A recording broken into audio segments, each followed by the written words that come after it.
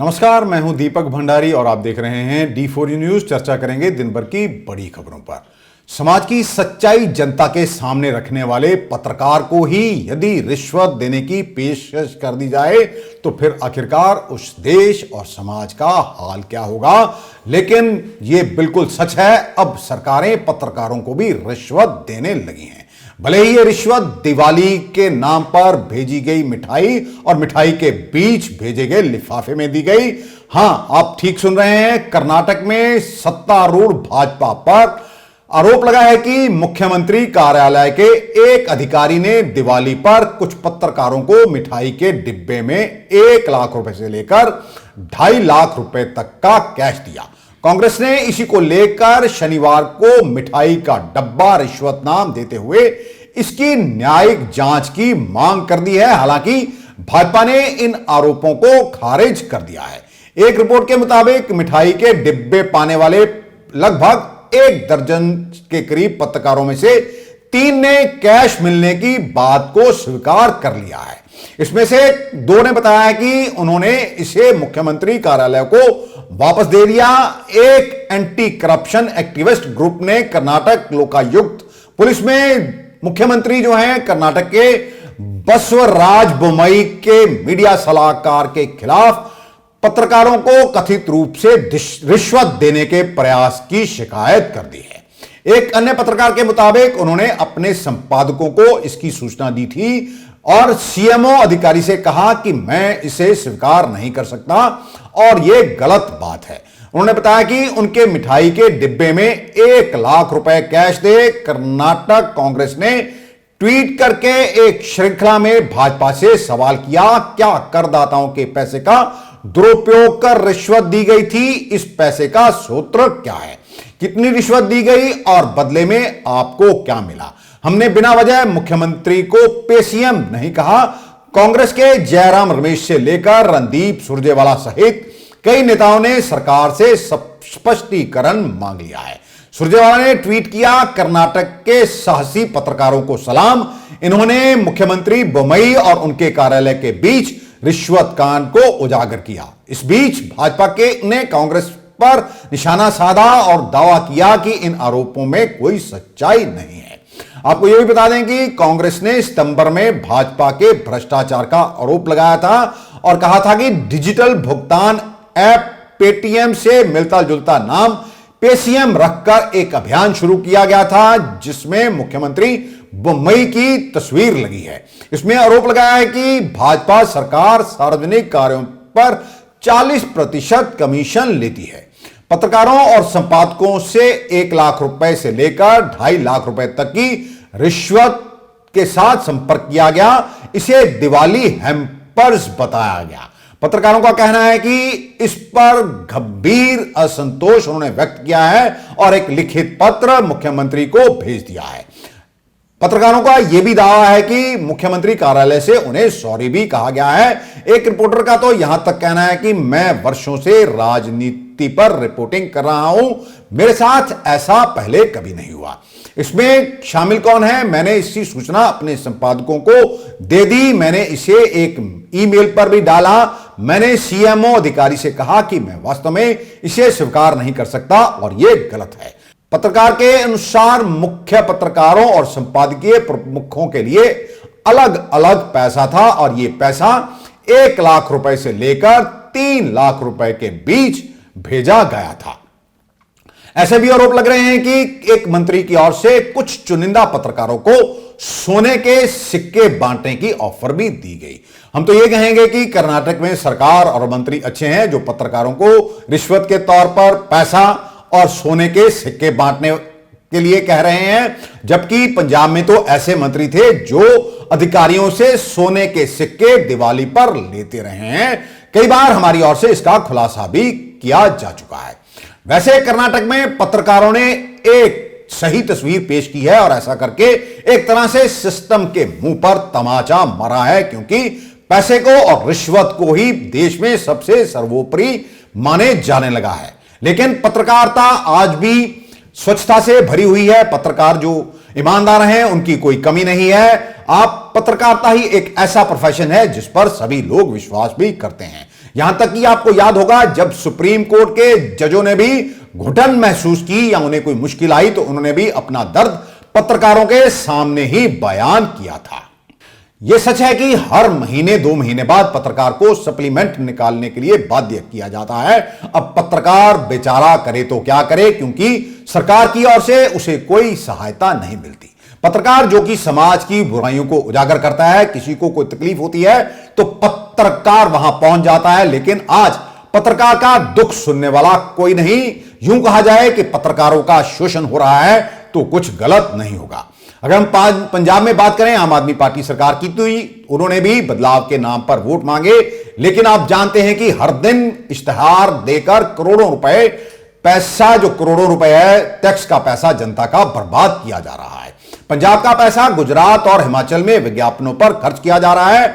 लोग आखिरकार कहने को आजाद हुए हैं, लेकिन आजादी में कोई मुंह खोलने को तैयार नहीं है। नेताओं को तमाम सुख सुविधाएं चाहिए, सिक्योरिटी चाहिए, नई नई गाड़ियां चाहिए और अपना इलाज भी विदेशों में उन्हें करवाना है। जनता के दिए टैक्स के पैसे से आखिरकार जनता को मिलता क्या है? 2 रुपए में किलो में अनाज, टूटी सड़कें, ट्रैफिक जाम, अस्पतालों में धक्के और सरकारी स्कूल जहां पर अध्यापक ही नहीं है। अब हम बात करेंगे भ्रष्टाचार की, लेकिन हर दिन पंजाब सरकार में तो हर दिन भ्रष्टाचारी विजिलेंस की ओर से पकड़े जा रहे हैं।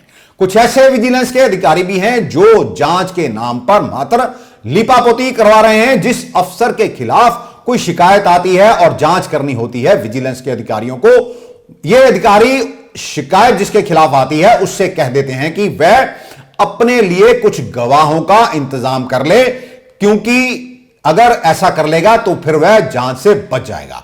अब समझ से परे है आखिरकार ये कैसी जांच होने वाली है, कैसी जांच हो रही है, ये तो विजिलेंस वाले ही जानते होंगे। हमारे मुख्यमंत्री भगवंत मान से एक दरखास्त है, उनसे निवेदन है कि जो अधिकारी जनता के लिए परेशानी का सबब बने हुए हैं, कोरोना काल में जिन्होंने करोड़ों रुपए का भ्रष्टाचार किया, बिना कोटेशन के ही सामान खरीदा, उनसे भी जवाब तलब किया जाना चाहिए। आज ही मैं एक अखबार में, समाचार पत्र में एक रिपोर्ट पढ़ रहा था। एक सेवादार है, तहसील में वह लगा हुआ है और किस तरह वह रजिस्ट्री के नाम पर 1 लाख रुपए रिश्वत मांग लेता है। अब इस दर्जाचार कर्मचारी की कितना वेतन होगा कि वह 2 लग्जरी गाड़ियां रखे हुए है। अगर एक दर्जाचार मुलाजिम के पास इतनी संपत्ति है तो फिर यकीन कीजिए पटवारी, तहसीलदार और इससे बड़े अधिकारियों के पास क्या क्या होगा। अक्सर कुछ पंक्तियां यहां पर प्रचलित हैं कि सरकारी अधिकारियों या किसी भी रिश्वत लेने वाले अधिकारी को यह कहते हुए सुना जाता है कि रिश्वत देते हुए पकड़ा गया और रिश्वत देकर छूट गया। भारत देश महान है, और महान क्यों ना हो, यह वही देश है जहां पर एक प्रधानमंत्री से भी थाने में रिश्वत मांग ली जाती है। जी हां, यह सुनकर आप हैरान तो होंगे, लेकिन यह सच्ची घटना है और लगभग 43 साल पुरानी यह घटना है। वर्ष 1979 जब देश के प्रधानमंत्री थे चौधरी चरण सिंह, वह जब भी अपनों से मिलते, कुछ किसानों से मिलते, तो अक्सर उन्हें यह कहा जाता कि यहां पर सरकारी दफ्तरों में और खासकर थानों में रिश्वत के बिना कोई काम नहीं होता है।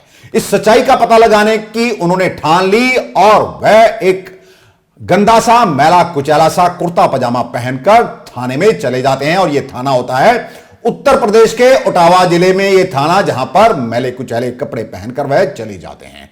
वहां पर जाकर वह कहते हैं कि मेरे पैसे चोरी हो गए हैं, मुझे इसकी रिपोर्ट लिखानी है।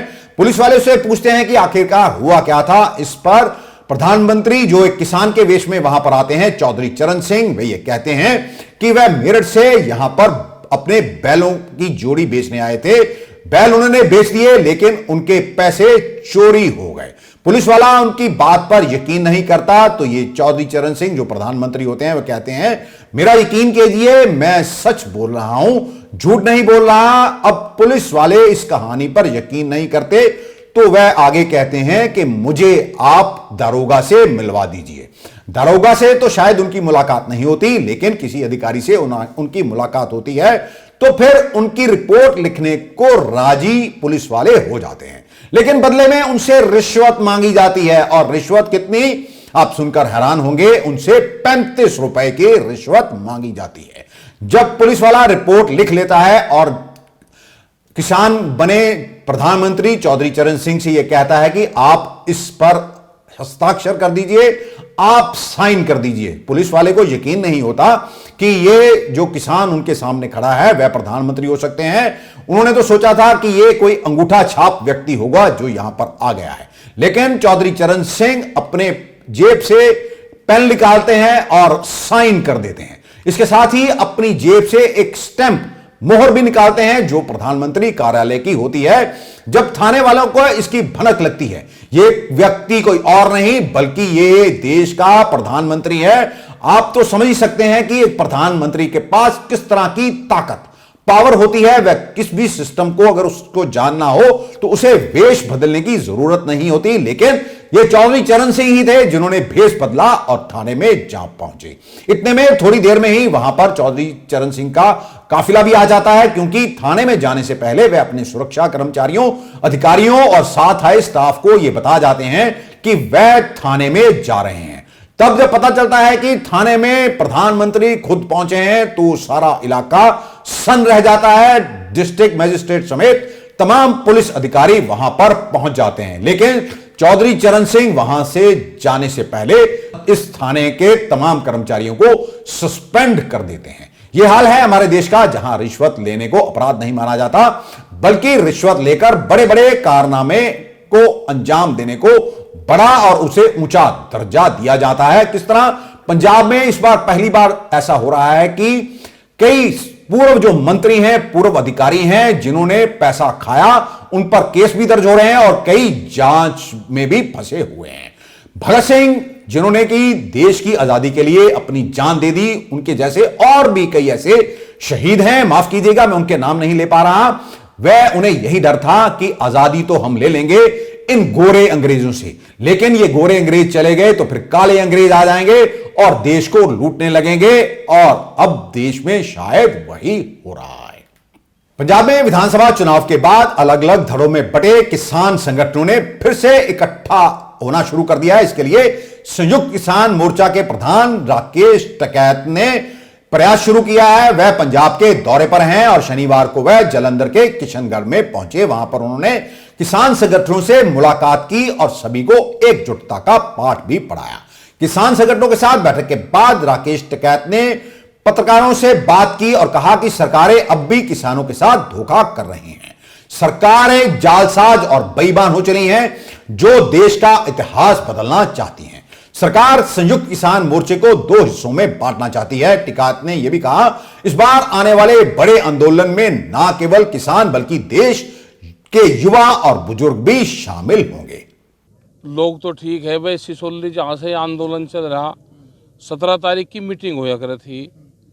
मेजर आसाराम थे, वो एक दिन अकेले आए, अकेले ही बैठ कर चले गए।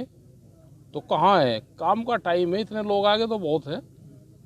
इतने लोग भी ऐसे टाइम पे ये रैली थोड़ा 2 दिन पहले प्रोग्राम दिया तो बहुत पब्लिक आई है। तो एमएसपी गारंटी कानून देश में बने, भारत सरकार बनाएगी। स्वामीनाथन कमेटी की रिपोर्ट, उसके लिए पूरे देश भर में जाएंगे। दूध, फल, सब्जी, इस पे भी एमएसपी लागू हो, स्वामीनाथन कमेटी की रिपोर्ट लागू हो। बिजली अमेंडमेंट बिल जो भारत सरकार लेकर आ गई उसको वापसी ले, ये समझौते में तय हुआ था। इसके लिए पूरे देश भर में जाएंगे। अभी सीड बिल लेकर आ रही है, जेनेटिकली मॉडिफाइड सीड लेकर आ रही है, जो अभी सरसों के ऊपर ध्यान में ट्रायल करने के लिए हम उसका विरोध करेंगे। ਪ੍ਰਧਾਨ ਜੀ, ਜਿਹੜੇ ਦਿੱਲੀ ਅੰਦੋਲਨ ਦੇ ਸਮੇਂ ਕੁਝ ਮੁੱਦੇ ਅਧੂਰੇ ਰਹਿ ਗਏ, हाँ, ਉਹਨਾਂ ਨੂੰ ਪੂਰੇ ਕਰਨ ਵਾਸਤੇ ਕੀ ਪਲਾਨ ਹੈ ਸੰਯੁਕਤ ਕਿਸਾਨ ਮੋਰਚਾ? देखो संयुक्त किसान मोर्चा की फेयर मीटिंग है अभी 26 नवंबर को। पूरे देश भर में स्टेट की राजधानी में ज्ञापन दिए जाएंगे पूरे देश भर में, और ये एक वैचारिक क्रांति होगी। विचार, अब सब लोगों के दिमाग में विचार आ गया कि सरकार गलत कर रही, हमारी ज़मीन छीनने का प्लान बना रही है। तो ये विचार ही आना है और विचार के बाद में सलाह करेंगे सब। ਪੰਜਾਬ ਸਰਕਾਰ ਨੇ ਕੇਂਦਰ ਸਰਕਾਰ ਨੂੰ ਚਿੱਠੀ ਲਿਖੀ ਹੈ ਕਿ ਜਿਹੜੀ ਫੈਂਸਿੰਗ ਜਿਹੜੀ ਆ ਉਹ 200 ਮੀਟਰ ਗਾਂਹ ਵਧਾ ਦਿੱਤੀ ਜਾਵੇ, ਜਾਂ ਜੋ ਉਧਰ ਪਾਰ ਇਲਾਕੇ ਜਿਹੜੇ ਕਿਸਾਨਾਂ ਦੀ ਜ਼ਮੀਨ ਨੇ ਉਹਨਾਂ ਨੂੰ नहीं नहीं, बिल्कुल ठीक उन्होंने कहा, उसको बढ़ा दो। भाई नहीं बढ़ाते, वो जोन बना रखा है उन्होंने कि उधर के लोग आ आ जा यहाँ पे और ये फेंसिंग इधर लग रही, तो उसका मुआवजा दे दे सरकार। पंजाब में सामने जमीनें थी, उनका किसानों का कब्जा था, सरकार ने कह दिया दोबारा सरकार के नाम हो जाएगी। ये क्या लगता है आपको? ये पूरे देश में है, भारत सरकार की पूरी पॉलिसी है, और स्टेट गवर्नमेंटों को जहाँ पे बीजेपी की सरकार नहीं है उनको इस लफड़े में पड़ना नहीं चाहिए। अमृतसर में अटारी बॉर्डर के पास गांव में खेत में से हेरोइन की खेप मिली है। किसान ने इस खेप को खेत में देखने के बाद इसकी जानकारी बॉर्डर सिक्योरिटी फोर्स को दी। बीएसएफ की ओर से इसे जब्त कर लिया गया और शुरुआती जांच में स्पष्ट हुआ कि यह खेप ड्रोन के माध्यम से यहां पर आई थी। इसमें से 7 करोड़ रुपए की हेरोइन जो बरामद की गई है। गुजरात में यूनिफॉर्म सिविल कोड यानी यूसीसी को लागू करने के लिए एक कमेटी बनाई जाएगी। राज्य के गृह मंत्री हर्ष संघवी ने शनिवार को इसकी घोषणा की। उन्होंने बताया कि मुख्यमंत्री भूपेंद्र पटेल ने आज कैबिनेट की बैठक में यह ऐतिहासिक फैसला लिया है। केंद्रीय मंत्री पुरुषोत्तम रूपाला ने ट्वीट में बताया कि कमेटी के अध्यक्ष हाई कोर्ट के रिटायर्ड जज होंगे और इसमें 3 से 4 सदस्यों को शामिल किया जाएगा। सिविल कोड के अमलीकरण के लिए एक कमेटी का गठन करना यह तय किया है और कैबिनेट मंडल ने ये कमेटी के गठन के लिए संपूर्ण सत्ता आदरणीय मुख्यमंत्री श्री भूपेंद्र भाई पटेल जी को दी है। संविधान में भाग 4 की कलम 44 में हर एक राज्य अपने राज्य में हर एक नागरिक को सम्मान, हर एक नागरिक का कानून एक समान हो, उसकी खास करके जो जोगवाई है उसके अंतर्गत आज गुजरात कैबिनेट मंडल ने यह एक महत्वपूर्ण निर्णय लिया है। भारतीय जनता पार्टी और खास करके देश के सभी नागरिकों को कहीं ना कहीं यूनिफॉर्म्स की अलग अलग मांग हर जगह से आई और गुजरात सरकार ने आज मुख्यमंत्री श्री के अध्यक्षस्थान में यह महत्वपूर्ण निर्णय लिया है। भाजपा के राष्ट्रीय महासचिव तरुण चुग ने कहा कि एक तरफ तो पंजाब सरकार किराए पर जहाज ले रही है, वहीं दूसरी तरफ कर्मचारियों को देने के लिए उनके पास वेतन नहीं है। नए चुने गए विधायकों के लिए 196 गाड़ियां खरीदने की तैयारी कर ली गई है।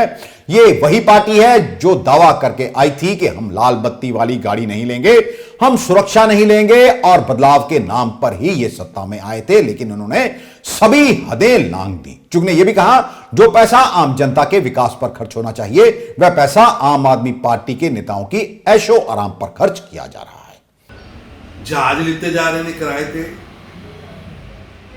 दूजे पासे इंप्लाइज को देने से तनख्वाह वास्ते पैसे नहीं। हुण 196 गड्डियां चाहिए जेडे सो कॉल्ड लाट साहब जित के आए, क्योंकि ये वही पार्टी है जिहड़ी कहंदी सी कि रेड लाइट नहीं चाहिए, सरकारी गड्डी नहीं चाहिए, सरकारी मकान नहीं चाहिए, गनमैन नहीं चाहिए।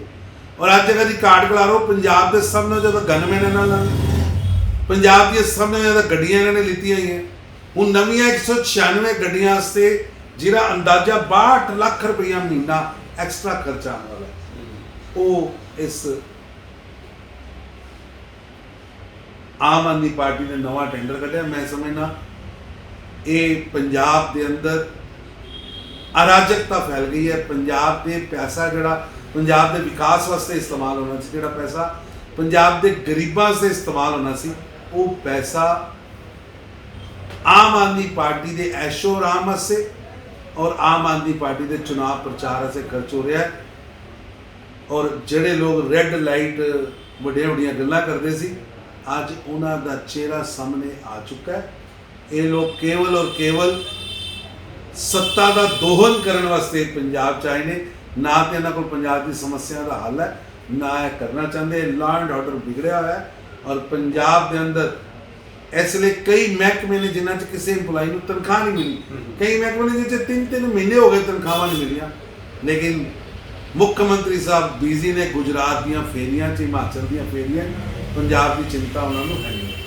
तिहाड़ के एक जेल से एक कैदी का वीडियो वायरल हो रहा है जिसमें जेल प्रबंधन के सारे पोल वह खोल रहा है और कह रहा है कि मेरा ऐसा करने पर मुझे जान से भी मारा जा सकता है। यह व्यक्ति अपना नाम शशांक बता रहा है और कहता है कि वह कई महीनों से तिहाड़ जेल में बंद है, उसका चालान पेश होना बाकी है। आप सुनिए कि पूरी वीडियो में यह युवक क्या आरोप लगा रहा है। लेकिन सबसे बड़ा सवाल है और अहम बात यह है कि अगर इन आरोपों में सच्चाई है तो जेलों के अंदर अपराधियों को सुविधाएं देने के लिए आखिरकार जिम्मेदार कौन है?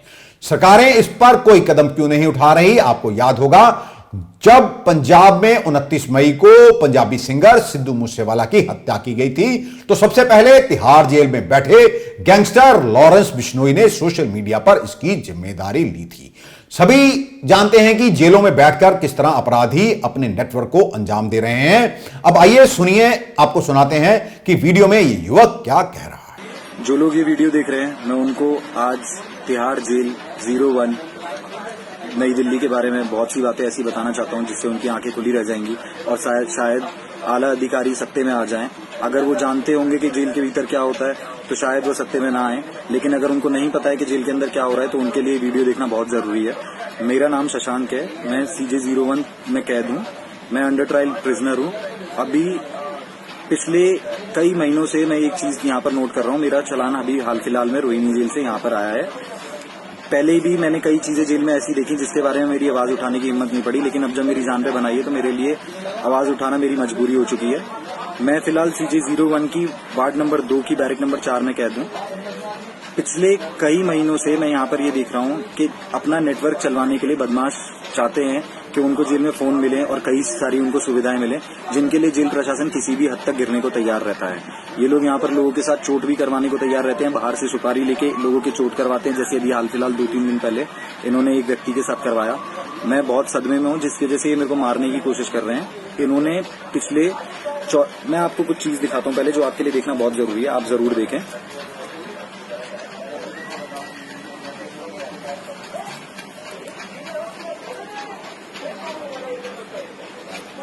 ये केवल 3 फोन है जो परवीन साहब ने मेरे को अपने हाथों से दिए कि ताकि मैं इनको आगे उनके अन्य जानकारों को दे पाऊं, क्योंकि उन्होंने मेरे को ड्यूटी में बुला के ऐसे ही पहले भी 2-3 बार फोन दिए और कौन व्यक्ति नहीं चाहेगा कि सुविधा उसको मिले। मैंने भी मजबूरी में, मेरी भी गलती है कि मैंने मजबूरी में और अपने लालच में फोन लिए उनसे, और मैं चाहता था कि मैं भी फोन इस्तेमाल कर पाऊं जैसे कि अन्य बंदी भाई चाहते हैं। इसी वजह से मैंने उनसे फोन ले लिया और मैंने उनके कहे अनुसार उनके अन्य जानकारों को दे दिए। लेकिन मेरे ऊपर अब मेरी जान पे उल्टा इसलिए बनाई है क्योंकि पिछली 14 तारीख को उन्होंने मेरे को डोडी में बुलाया, जो कि साफ देखा जा सकता है। डोडी में बुलाकर उन्होंने मेरे को फोन दिए और अब जब विजिलेंस इंक्वायरी आने वाली है और उस दिन डोडी के ही बाहर 5 फोन जेल के भीतर पकड़े गए। जेल के भीतर 5 फोन पकड़े जाना एक सप्ते में आने वाली बात थी प्रशासन के लिए। वो इन लोगों ने इसलिए शो करे, इनकी मजबूरी बन गई थी क्योंकि तिहाड़ जेल की TSP ने अपनी ईमानदारी दिखाते हुए वो फोन शो करे। नहीं तो परवीन साहब का ये कहना है कि हम रेगुलर टाइम से हम अपने DG साहब और अपने आला अधिकारियों को सभी को मैं पैसे पहुंचाता हूं। इन्होंने इसीलिए मेरे से ये कह रखा है कि अभी आने वाले पिछले 1 महीने के अंदर अंदर जो भी पनिशमेंट हुई है हम सारी की सारी पनिशमेंट तेरे ऊपर डाल देंगे। जितने भी जेल में फोन पकड़े गए हैं सारे के सारे तेरे ऊपर डाल देंगे। और अगर तूने कोई भी बात अपने ऊपर नहीं ली तो विजिलेंस इंक्वायरी वालों को हम अपने पक्ष में ले लेंगे, क्योंकि वो सारा का सारा स्टाफ केवल और केवल DG ऑफिस से ही आता है। उनको हमें अपने पक्ष में लेना कोई हमारे लिए बड़ी बात नहीं है। हम सबको टाइम टू टाइम सबका पैसा पहुंचाते हैं, जिसके और जो कि सबको पता है, ये तेरे को बताने वाली बात नहीं है, सभी को पता है।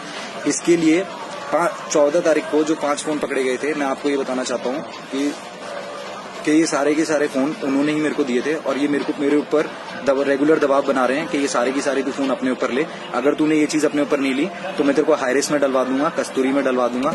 कांग्रेस नेता सुखपाल सिंह खैरा ने कहा कि खुद को कट्टर ईमानदार कहने वाले अरविंद केजरीवाल का पर्दाफाश हो चुका है। सुखपाल सिंह खैरा ने अरविंद केजरीवाल पर हवाला कारोबारियों के साथ मिले होने का आरोप भी लगाया है। द न्यू इंडियन एक्सप्रेस ने एक प्रॉपर स्टोरी की है जिसमें उन्होंने बताया कि केजरीवाल ने गुजरात में 30 लोगों की ड्यूटी लगाई है जो हवाले का पैसा उठाते हैं एक अंगाडिया से और सारे गुजरात में बांट रहे हैं वोट खरीदने के लिए।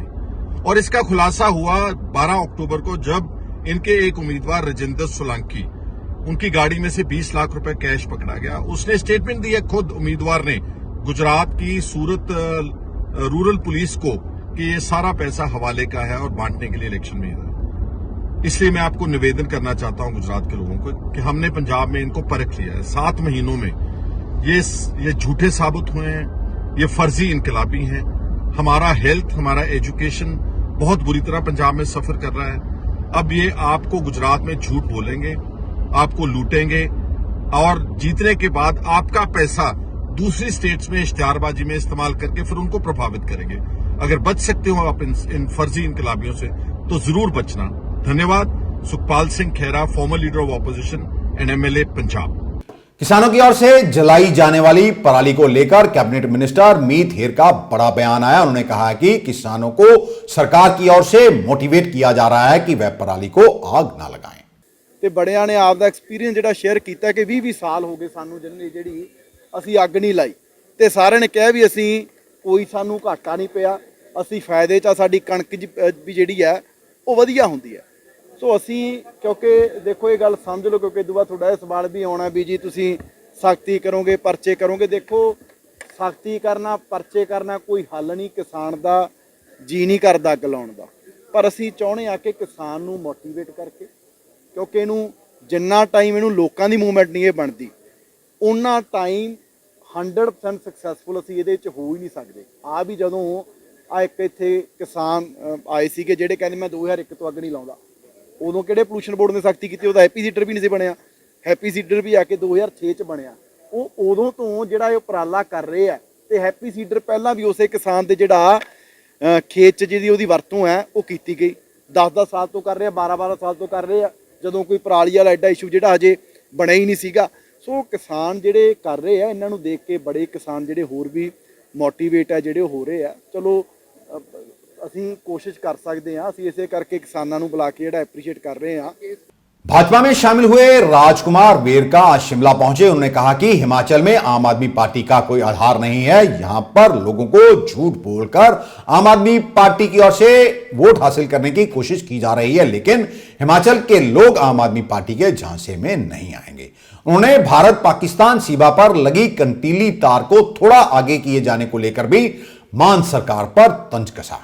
और मुझे खुशी इस बात की है कि लोग बीजेपी को दोबारा चाहते हैं। और यहाँ मैंने आम आदमी पार्टी के बारे में बात की, लोग कहते हैं कि यहाँ से दुकान बंद करके आम आदमी पार्टी तो भाग गई हिमाचल से, और यहाँ आकर के कहते थे कि हमने पंजाब में सारे नशे बंद कर दिए, हमने पंजाब में सबको रोजगार दे दिया, हमने गैंगस्टरवाद को खत्म कर दिया, हमने करप्शन को खत्म कर दिया। तो लोग पूछ रहे थे कि वहाँ तो कुछ हुआ नहीं, तो यहाँ झूठ नहीं चलेगा। हम उनके झूठ को जानते हैं। देखिए, मुझे लगता है कि देश की सुरक्षा के साथ खिलवाड़ करने की वो बातें करते हैं भगवंत मान जी। सुरक्षा से समझौता नहीं किया जा सकता।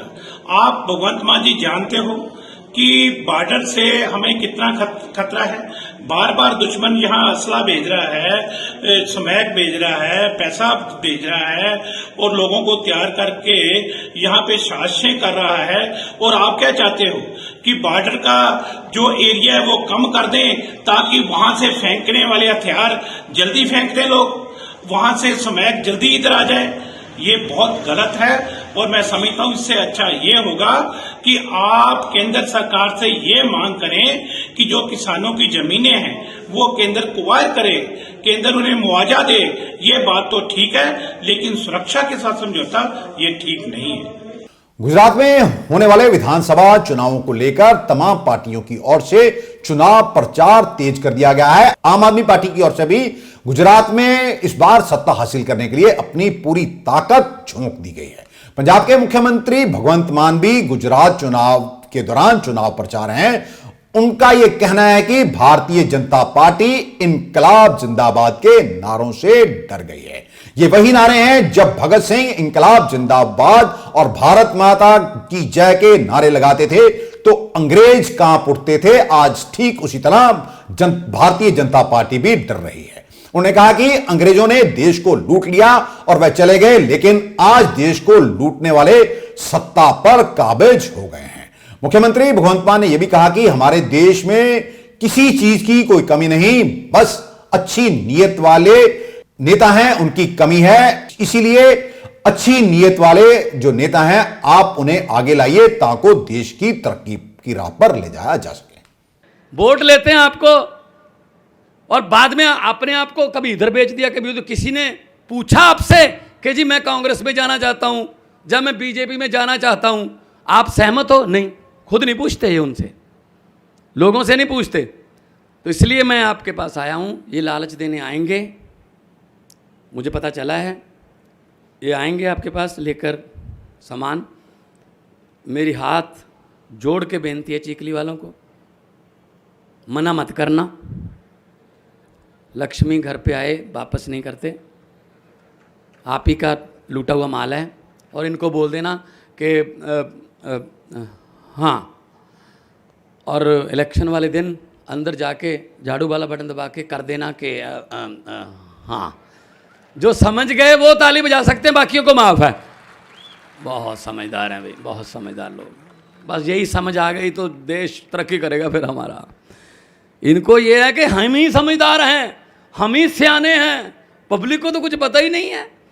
लेकिन ये पब्लिक चुप रहे 5 साल, होंठों को सीले 10 साल, सब्र कर ले 20 साल, दिल पे पत्थर रख ले आप लोगों की तरह 27 साल। लेकिन 27 साल बाद जब जनता जागती है ना, जब जनता उठती है ना, फिर 27 साल का हिसाब 27 मिनट में ले लेती है भाई साहब, 27 मिनट। आज के लिए बस इतना ही। कल आपके समक्ष फिर हाजिर होंगे, तब तक के लिए नमस्कार।